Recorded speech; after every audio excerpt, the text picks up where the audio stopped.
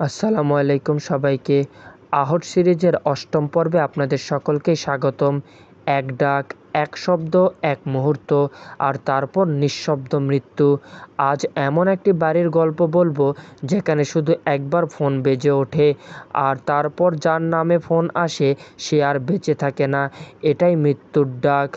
কলকাতার উপকণ্ঠে ছোট্ট শহর ধনচাপড়া নামক এক দোতলা বাড়িতে, নাম তার নীরব নিবাস। তিনজন ছাত্র মিলে নতুন বাসা ভাড়া নেয়, রাহুল, জয় এবং নেহাল।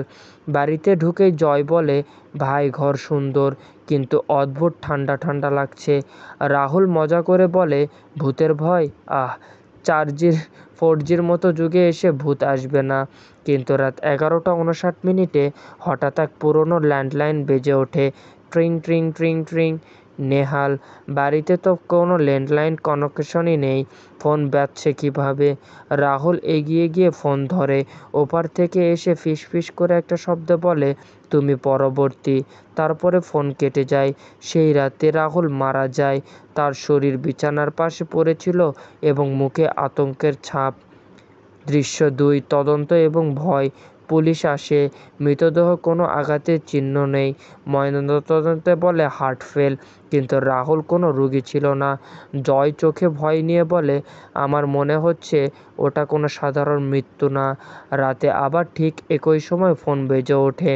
নেহাল আবার কলটি ধরে। অজানা কণ্ঠে কাঁপা ফিসফিস গলায় বলছে, তোমার সময় ঘনিয়ে এসেছে। নেহাল ঘুমাতে যায় না, কিন্তু পরদিন সকালে জয় দেখে নেহাল বাথরুমে মুখ নিচু করে বসে আছে, আর তার পিছনে একটি ছায়া। হঠাৎ মাথা উল্টে তাকিয়ে দেখে জয় তার দিকে, আর তার মুখ বিকৃত অবস্থায় পড়েছিল। অতীত খোঁজ। জয় ভয় পেয়ে পালিয়ে যায়। সেই স্থানীয় থানা এবং রেকর্ড ঘেঁটে জানতে পারে, নীরব নিবাস বাড়িটিতে আগে একটি মানসিক চিকিৎসকের ছিল। নাম ছিল ডক্টর গিরিধারী সেন। সে তার রোগীদের উপর নিষ্ঠুর এক্সপেরিমেন্ট করত। যাদের সে অযোগ্য মনে করত তাদের মারত বা অদৃশ্য করে দিত। ডক্টর সেন নিজে আত্মহত্যা করেন, কিন্তু মৃত্যুর আগে তার রেকর্ড করা একটি ভয়েস টেপ পাওয়া যায়, তোমার সময় এসেছে, মৃত্যুর ডাক এড়ানো যায় না। এরপর থেকে প্রতি বছর ওই বাড়িতে কেউ না কেউ ফোন ধরে, আর সে মারা যায়। জয় সেই ফোন ধ্বনি বন্ধ করতে চায়। সে বাড়ির ল্যান্ডলাইন কেটে ফেলে, কিন্তু পরদিন রাতে তার মোবাইলে আসে কই থেকে একই কণ্ঠ, তোমাকে অনেকবার বলা হয়েছে, আবার সময় শেষ। জয় দৌড়ে পুরনো ঘরে গিয়ে দেখতে পায় তার পুরনো লাল ডায়েরিটি, ডক্টর সেনের নোট, হাতে লেখা, যারা মৃত্যু ভয় অস্বীকার করে তারাই সত্যিকারের অর্থে মুক্ত। ভয়ই তোমাদের মৃত্যু ডেকে নিয়ে আসে। জয় সিদ্ধান্ত নেয় সে ভয় পাবে না। রাত 11টা 59 মিনিট, ফোন বেজে ওঠে। সে ফোন ধরে আর চিৎকার করে বলে, আমি ভয় পাই না, তুই কে, সামনে আয়। ছায়া আকারে ডক্টর সেন সামনে আসে।